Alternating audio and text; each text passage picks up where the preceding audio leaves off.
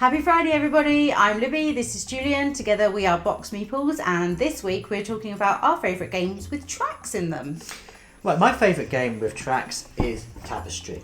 Now in this game you're doing as much as you can to advance on each of the 4 individual tracks. So in the base game you have the exploration track, you've got the science track, you've got the technology track, and you've got the military track. Now good players will focus on 2 of those, usually opposite each other, because you want to keep ahead of your opponents, because then you're able to get the buildings off those tracks and place those onto your board. And advancing further up on those tracks means you're getting more resources at the start of each turn, which in turn allows you to advance further up on the tracks to get even more resources and buildings and cards to really get your civilization growing. There's many different aspects you have to balance in Tapestry. Being aware of where everyone else is on those tracks is a kind of key part of it. So while it might look like an exploration game, really the focus is on those tracks.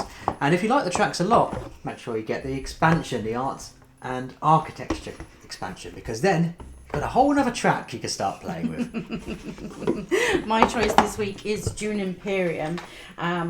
A great game based on those sort of films, books, etc. And you do have those tracks at the side for the different sort of factions. You've got one for the Fremen, which gives you the water, because that's what they're best at. The Bene Gesserits or the Spacing Guild and things. They all let you do different things, which is great. You need to visit there to be able to get the bits that you need and place out and sort of all your spice and all that going on.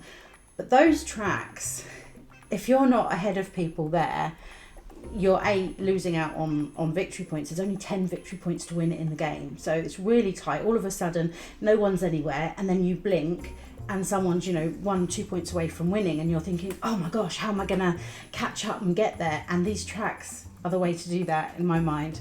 If you get that top one that no one can take that point away from you, brilliant.